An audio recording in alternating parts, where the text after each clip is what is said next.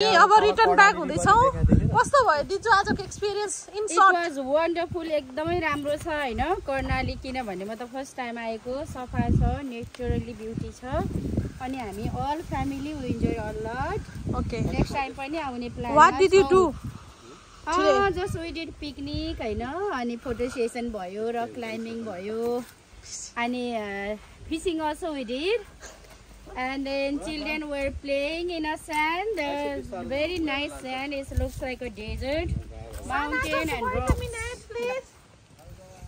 You are not allowed to go by yourself. You need someone to be with you.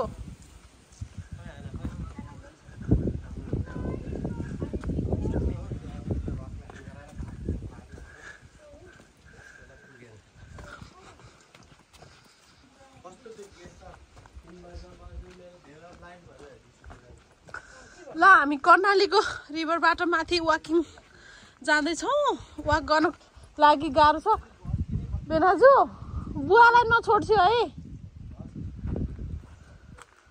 Where is आना